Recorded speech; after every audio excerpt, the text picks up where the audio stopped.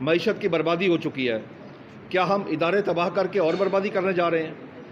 تو اس لیے کیونکہ ہمارا سلوگن ہے فوڈ سکھ سے میں کہہ سکتا ہوں، اور پاکستان کسان اتحاد خصوصاً ہم اپنے پاک افواج کے ساتھ شانہ بشانہ ساتھ کھڑے ہیں، اور ہمارے پاک افواج کی طرف کوئی بھی انگلی اٹھائے گا تو ہم اس کا ہاتھ کاٹ لیں گے۔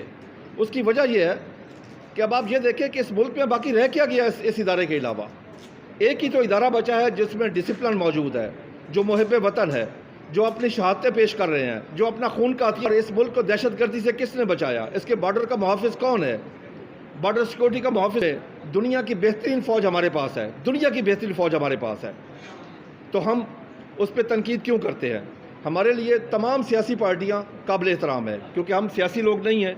تمام پولیٹیکل پارٹیاں ہمارے لیے انتہائی قابل احترام ہے۔ ہم اپنی جنگ جتنی مرضی لڑیں، حالانکہ جنگ تو یہ لڑنی چاہیے اس وقت ان سب کو بیٹھ کے پاکستان کے لیے بات کرنی چاہیے۔ آج پاکستان کس نہج پہ پہنچ گیا ہے؟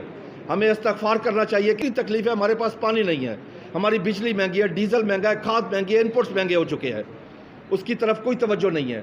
آج ہم پاکستان ایک زرعی ملک ہے، لیکن بدقسمتی سے آج ہم ایگریکلچر پروڈیوس کا امپورٹ کنٹری بن چکے ہیں۔ آج ہم دالیں امپورٹ کر رہے ہیں، آج ہم چینی امپورٹ کر رہے ہیں، آج ہم گندم امپورٹ کر رہے ہیں، ہم روئی امپورٹ کر رہے ہیں، ہم ایڈیبل آئل کی 4 سے 5 بلین ڈالر کی امپورٹ کر رہے ہیں۔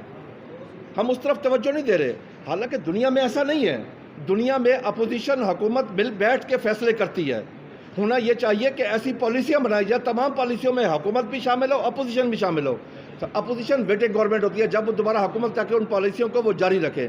لیکن جہاں پہ تو ایک دوسرے سے دشمنی ہے، ایک دوسرے سے بات کرنے کے لیے تیار نہیں ہے، لیکن مفادات کے لیے سب اکٹھے ہیں۔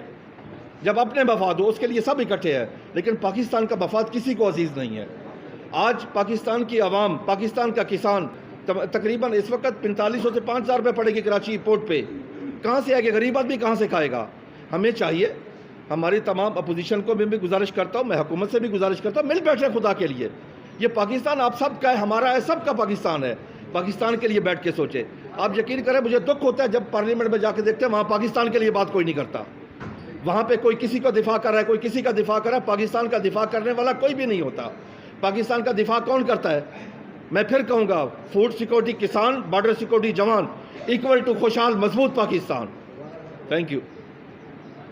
ایکول ٹو خوشحال مضبوط پاکستان، کیونکہ پاکستان فوڈ سیکورٹی کا جو ضامن ہے وہ کاشتکار ہے، اور بارڈر سیکورٹی کا ضامن ہمارا جوان ہے، فوجی جوان ہے، جو دن رات اپنی شہادتیں پیش کر رہا ہے۔ آپ کو کیا جن کے گھروں میں شہید آئے ہیں، جن کے گھروں میں لاشیں آئی ہیں، کبھی ان کے جذبات آپ لوگوں نے دیکھے ہیں کہ ان کے کیا جذبات ہیں؟ ان کے جذبات کا لفظوں میں احاطہ کیا جا سکتا ہے؟